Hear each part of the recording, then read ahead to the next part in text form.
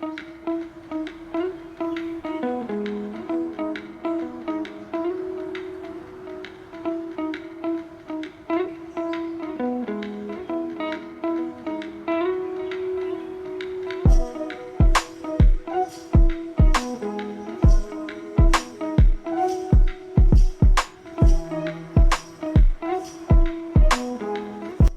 Friends, welcome back to మౌనంగా మీ మౌని. అందరూ ఎలా ఉన్నారండి? మేమైతే చాలా బాగున్నాం. మీరందరూ చాలా ఆనందంగా ఉండాలని కోరుకుంటున్నాను. ముందుగా అందరికీ గుడ్ మార్నింగ్ అండి.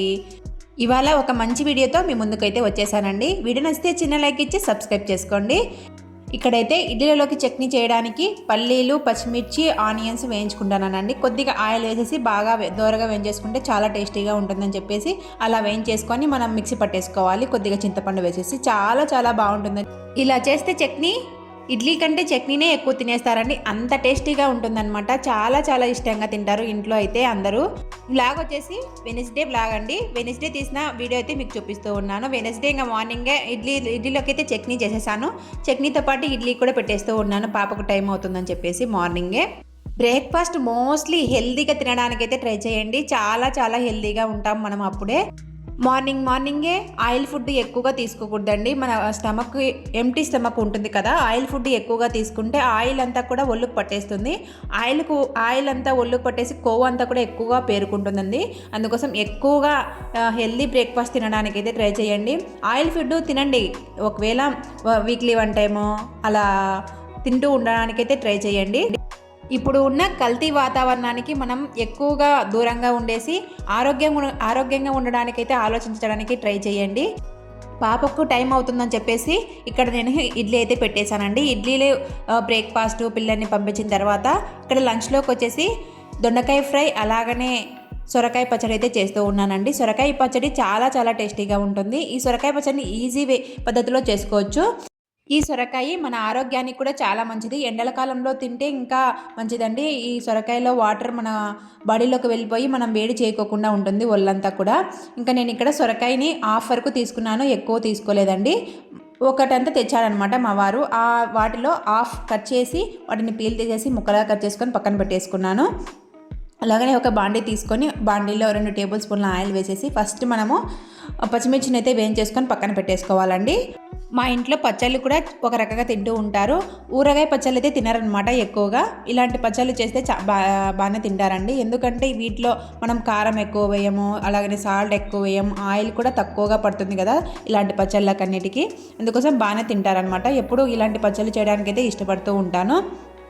ఇక్కడ సొరకాయ పచ్చడి అయితే చేస్తూ ఉన్నాను కదా, ఆ సొరకాయ పచ్చడి అయితే చాలా చాలా టేస్టీగా వచ్చిందండి. ఆ రోజు అయితే కొద్దిగా నెయ్యి వేసుకొని వేడి వేడి అన్నంలో తింటే ఎంత బాగుందంటే అంత బాగుందండి. ఇంట్లో వాళ్ళకు కూడా చాలా బాగా నచ్చేసింది. మనం పచ్చిమిరకాయలు వేయించేసుకొని పక్కన పెట్టేసుకున్నాం కదండి. అదే బాడీలో ఆయిల్ అయితే ఉంటుందండి. మనం 2 టేబుల్ స్పూన్లు వేసాం కాబట్టి ఆ ఆయిల్లోనే ఆయిల్ వేయకుండా ఒక 2 టేబుల్ స్పూన్ల ధనియాలు, 1 టేబుల్ స్పూన్ జీలకర్ర వేసేసి బాగా వేయించుకున్న తర్వాత మనం ముక్కలుగా కట్ చేసి పెట్టుకున్నటువంటి సొరకాయ ముక్కలను అయితే అందులో వేసేసుకొని కలిపేసుకోవాలండి. వీటిలో కొద్దిగా సాల్ట్, పసుపు వేసేసి మనం కలిపెడితే వాటిలో ఉండే ఆ వాటర్ అంతా బయటికి వచ్చేసి బాగా ఉడికిపోతాయండి మూత పెట్టేస్తే. ఈ సొరకాయ ముక్కలు చాలా తొందరగా ఉడికిపోతాయి అన్నమాట. అంటే ఈజీగా ఉడికిపోతాయి. మనం వాటర్ వేయాల్సిన అవసరమే లేదు. వాటర్ కంటెంట్ ఎక్కువగా ఉంటుంది కాబట్టి ఆ వాటర్ అంతా బయటికి వచ్చేసి ఈజీగా మగ్గిపోతాయి అన్నమాట. మనం మంటను సిమ్ములో పెట్టి మాత్రమే ఇలా చేసుకోవాలండి, లేదంటే మాడిపోతాయి. వాటర్ అంతా కూడా ఎక్కువ బయటికి వచ్చేసి ఎవాపరేట్ అయిపోతాయి అన్నమాట. అందుకోసం సిమ్ములో పెట్టుకొని చేసుకుంటే చాలా చాలా బాగా మగ్గిపోతాయి. ఒక 10 నిమిషాల కల్లా మనకి ఈ సొరకాయ ముక్కలు చూడండి. ఒక 10 నిమిషాలకు నాకు చాలా బాగా మగ్గిపోయాయి అన్నమాట. ఇలా మగ్గించుకొని మనం పక్కన పెట్టేసుకోవాలి. ఫస్ట్ సొరకాయ ముక్కల్ని కూడా పక్కన పెట్టేసుకున్న తర్వాత వీటిలో 3 కానీ 4 కానీ బాగా పండిన టమాటాలను వేసేసుకొని బాగా మగ్గించుకోవాలి. సొరకాయ ముక్కలు మాడినట్టుగా ఉన్నాయి కానీ నాకైతే మాడలేదండి. కొద్దిగా వేరే పని ఉండి బయటికి అయితే వెళ్ళాను. ఆ బయటికి వెళ్ళి వచ్చే లోపల నాకు ఇక్కడ కొద్దిగా మాడినట్టు ఉండే, కానీ తొందరగా కలిపెట్టేశాను కాబట్టి అంత మాడలేదన్నమాట. అదే ప్యాన్లో ఆయిల్ ఏమీ లేదండి. నాకు 1 టేబుల్ స్పూన్ ఆయిల్ వేసేసుకొని 4 టమాటాలని ముక్కలా కట్ చేసుకొని వేసేసుకున్నాను. అలాగనే కొద్దిగా చింతపండుని అయితే వేసేసుకొని మూత పెట్టేస్తూ ఉన్నాను. ఇంకా అవి బాగా మగ్గిపోయే వరకు మనం మగ్గించుకోవాలి ఈ టమాటాలని. మనకు ఈ టమాటాలు ఒక్క 5 నిమిషాల కల్లా బాగా మగ్గిపోతాయండి మూత పెట్టేస్తే. ఇంకా మనకు చూడండి ఈ టమాటాలన్నీ కూడా మగ్గిపోయాయి కదా, మనం వీటిని కూడా పక్కన పెట్టేసుకోవాలన్నమాట. ఇంకా మనం పచ్చడి నూరుకోవాలి. పచ్చడి నూరుకునేటప్పుడు కూడా మనము రోట్లో నూరుకుంటే చాలా టేస్టీగా ఉంటుందండి. పచ్చడి నూరడం ఒక్క 10 నిమిషాల్లో మాత్రం అయిపోయిందండి. అంత ఫాస్ట్గా నూరేసాను అనమాట. ఎందుకంటే మనకి ఇవన్నీ కూడా బాగా మగ్గిపోయాయి కాబట్టి ఎప్పుడైనా పచ్చళ్ళు మనం రోట్లో నూరుకుంటేనే ఆ టేస్ట్ బాగా తెలుస్తుందండి. మనం మిక్సీ పట్టేస్తే ఆ టేస్ట్ అస్సలు రాదనమాట. దగ్గర రోలు ఉందనుకోండి, ఖచ్చితంగా ఇలా రోట్లో నూరుకోవడానికి ట్రై చేయండి. చాలా చాలా టేస్టీగా ఉంటుంది. మన పల్లెల్లో మన అమ్మమ్మలు లేదంటే మన నానమ్మలు ఇలా చేస్తూనే ఉంటారు పచ్చళ్ళు అనేవి. చాలా చాలా టేస్టీగా ఉంటాయి కదా. మా అమ్మోళ్ళ ఇంట్లో కూడా రోలు ఉందన్నమాట. అంటే ఇంత చిన్నది కాదు, పెద్ద రోలు ఉండేది. ఆ రోట్లో మేము బాగా పచ్చళ్ళు నూరుకునే వాళ్ళమండి. శనివారం వచ్చిందంటే పులగము అలాగనే శనగకాయ పచ్చడి చేసేవాళ్ళు. చింతపండు పచ్చడి అంటారు శనగకాయ పచ్చడిని. అక్కడ ఇలా పచ్చిమిరపకాయలు ఇవన్నీ వేసేసి ఏం అంటే చేయరనమాట. ఓన్లీ చింతపండు, పల్లీలు, అలాగనే ఆనియన్స్ ఎలా మగ్గబెట్టేవాళ్ళంటే ఆయిల్ వేసి ఏం మగ్గబెట్టేవాళ్ళు కాదు. పుల్లలు పెట్టి మనం మంట పెడతాం కదా, ఆ నీళ్లు కాగేటప్పుడో ఆ అన్నం ఉడికేటప్పుడో మనం పొయ్యి మంట వెలుగుతూనే ఉంటుంది కాబట్టి ఆ ఆనియన్స్ని ఆ పొయ్యిలో వేస్తే ఆ ఆనియన్స్ బాగా కాలిపోయి చాలా చాలా టేస్టీగా ఉండేదండి ఆ చింతపండు పచ్చడి అయితే. ఆ చింతపండు పచ్చడిని మీకు ఎప్పుడైనా చూపిస్తానులేండి. ఎంత టేస్టీగా ఉండేదంటే అంత టేస్టీగా ఉండేది. ఆ చింతపండు పచ్చడి నూరినప్పుడల్లా మా ఇంట్లో దోశలు వేసేవాళ్ళమండి. ఆ దోశల్లోకి ఆ చింతపండు పచ్చడి అలాగనే రైస్లోకి పులగంలోకి కూడా చాలా చాలా టేస్టీగా ఉండేదన్నమాట. ఎక్కువగా పులగంలోకి దోశలోకి అయితే ఎక్కువగా చేస్తూ ఉంటాము. మీతో మాట్లాడుతూ ఉండగానే ఇక్కడ పచ్చడి అయితే నూరుతూ ఉన్నానండి. ఫస్ట్ మనం పచ్చిమిర్చిని అయితే బాగా దంచేసుకోవాలి. ఎందుకంటే పచ్చిమిర్చి మనకు మళ్ళీ మెదగవు కాబట్టి పచ్చిమిర్చి వేసేసి బాగా దంచేసిన తర్వాత మనం సొరకాయ ముక్కల్ని వేసేసుకొని బాగా దంచేసుకోవాలండి. అవి కూడా బాగా నలిగిపోయేంత వరకు బాగా దంచేసుకున్న తర్వాత మనం మగ్గబెట్టుకున్నటువంటి టమాటాలను వేసేసి బాగా నూరుకోవాలండి. పచ్చడి అయితే చాలా చాలా టేస్టీగా ఉంటుందండి. ఇదే పచ్చడిని మనం దోశలో కూడా చేసుకోవచ్చు.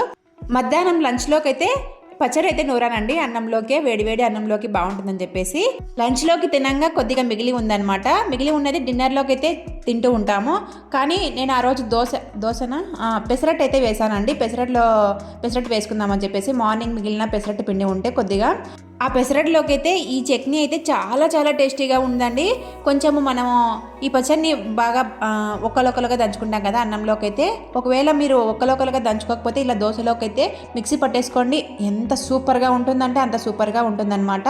పెసరట్లు మా ఇంట్లో ఎక్కువగా పిల్లలు ఇష్టపడారండి. కానీ ఈ చట్నీతో తినడం వల్ల చాలా చాలా ఇష్టంగా తిన్నారనమాట పెసరట్లను కూడా.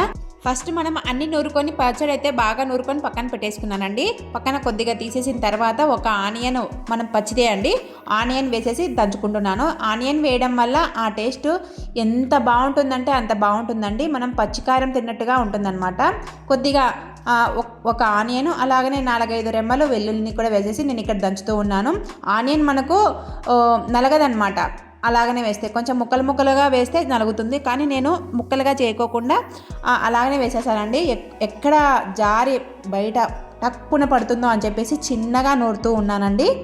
మీరు ఒకవేళ దంచుకోవాలనుకుంటే ఈ పచ్చడిలోకి ఆనియన్స్ ముక్కలుగా కట్ చేసుకొని వేసుకోండి. పచ్చి ఆనియన్సే అలాగనే వేసేస్తే ఎక్కడ మనకు పైన టప్పుని మనకు పడిపోతుందని భయం వేస్తుంది అనమాట. జారుతుంది కాబట్టి పచ్చడి అంతా. నేను ఇక్కడ ఇంకా ఆనియన్ కూడా బాగా నలిగిపోయిందని చెప్పేసి పచ్చడి అంతా కూడా ఆనియన్ కలిసేలా బాగా నూరుతూ ఉన్నానండి పచ్చడిని. మా అమ్మ అయితే బజ్జీ చేసేదండి.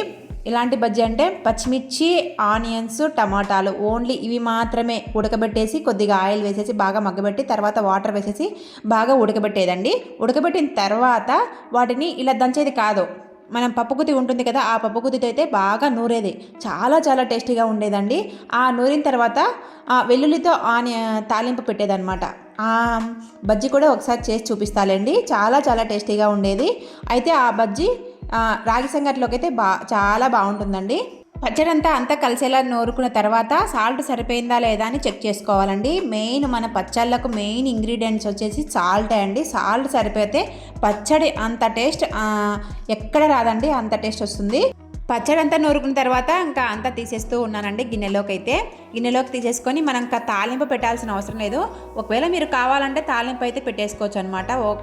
చిన్న కొద్దిగా 2 టేబుల్ స్పూన్ ఆయిల్ వేసేసి అలాగనే ఆవాలు, జీలకర్ర ఇవన్నీ ఉంటాయి కదా, అవన్నీ వేసేసుకొని మనం తాలింపు అయితే పెట్టేసుకోవచ్చు. నేనైతే తాలింపు అస్సలు పెట్టలేదండి, ఎందుకంటే పచ్చిగానే తిందామని చెప్పేసి. ఎప్పుడు మనం తాలింపులు పెడుతూనే ఉంటాం ఏదో ఒక దానికి, కానీ ఇలా పచ్చికారాలు అయితే ఎప్పుడు తినలేం కదా. నేనైతే తాలింపు అయితే ఏమీ పెట్టలేదు, కానీ ఇంకా అలానే పచ్చిగా తిన్నామండి. వేడి వేడి అన్నంలో కొద్దిగా నెయ్యి వేసుకొని పచ్చడి వేసుకొని తింటే ఇంకా అసలు మాటలే ఉండవండి, అంత టేస్టీగా ఉంటుందన్నమాట. నేను లంచ్లోకి అయితే ఈ రెసిపీని అయితే చేశానండి. వీడియో నచ్చితే చిన్న లైక్ ఇచ్చి సబ్స్క్రైబ్ చేసుకోండి. మీరు ఒక్కసారి అయితే ఈ పచ్చడిని అయితే నూరుకొని ట్రై చేయండి, చాలా చాలా టేస్టీగా ఉంటుంది. మీ ఇంట్లో వాళ్ళందరూ కూడా చాలా మెచ్చుకుంటారనమాట.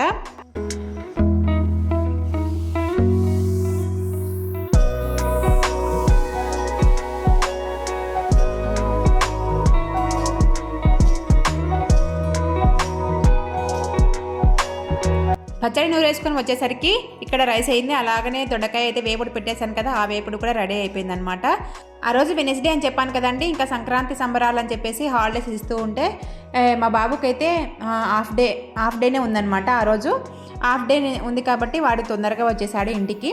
హాఫ్ డే ఎందుకంటే వీళ్ళ హయ్యర్ క్లాస్ వాళ్ళకైతే ఆ రోజు స్కూల్ డే ఉందని చెప్పేసి వీళ్ళనైతే మధ్యాహ్నమే ఇంటికి పంపించేశారండి, వాళ్ళకు డిస్టర్బెన్స్ అవుతూ ఉందని చెప్పేసి. మధ్యాహ్నం లంచ్ కాసేపు కొద్దిగా రెస్ట్ తీసుకున్న తర్వాత నేను బయటికైతే వెళ్ళానండి. కొద్దిగా వర్క్ ఉంటే ఆ వర్క్ ఫినిష్ చేసుకొని ఇంటికైతే వచ్చేసాను. ఇంటికి వచ్చిన తర్వాత మన ఈవినింగ్ రొటీన్ అయితే ఉంటుంది కదండి, వాళ్ళకు ఇంట్లో వాళ్ళకు డిన్నర్ ప్రిపేర్ చేయడము, ఇంకా పిల్లల్ని చూసుకోవడం, ఆ పని అంతా కూడా అయిపోయిన తర్వాత ఇంకా డిన్నర్ కూడా ఫినిష్ చేసేసామండి. డిన్నర్ ఫినిష్ చేసిన తర్వాత ఇక్కడ నేనైతే కిచెన్ అంతా క్లీన్ చేస్తూ ఉన్నాను, పీస్ఫుల్గా ఉంటుందని చెప్పేసి. అలాగనే మనము కిచెన్ నైట్ క్లీన్ చేసుకోకపోతే మన రిల్లలు ఇలాంటి బొద్దెంకులు అన్నీ తిరుగుతూ ఉంటాయని చెప్పేసి నైటే అంతా నీట్గా క్లీన్ చేసేసుకొని పక్కన పెట్టేసుకుంటానండి. మార్నింగ్ పీస్ఫుల్గా మనం పని చేసుకోవచ్చు. కిచెన్ కౌంటర్ టాప్ క్లీన్ చేసేటప్పుడు కిచెన్ కౌంటర్ టాప్ మీద ఉండే గిన్నెలన్నీ కూడా సర్దేసుకుంటూ ఉంటానండి అప్పటికప్పుడు. పిల్లలకైతే హాలిడేస్ ఇచ్చారు కదండి, సంక్రాంతి హాలిడేస్లో ఎంత మటుకు వీడియోలు తీస్తానో నాకైతే అర్థం కావడం లేదండి. వాయిస్ ఓవర్ ఇవ్వాలి, పిల్లల్ని చూసుకోవాలి, ఇంట్లో పనులన్నీ కూడా చక్కబెట్టేసుకోవాలి. కాబట్టి వీడియోస్ అన్నీ కూడా కొంచెం డిలే అవుతాయని అనుకుంటూ ఉన్నాను. డిలే కాకుండా పెట్టడానికైతే ట్రై చేస్తానండి. వీడియో నచ్చితే చిన్న లైక్ ఇచ్చి సబ్స్క్రైబ్ చేసుకోండి. నా వీడియోస్ యూస్ఫుల్ అనిపిస్తేనే సబ్స్క్రైబ్ చేసుకోండి. ఉంటానండి, బాయ్.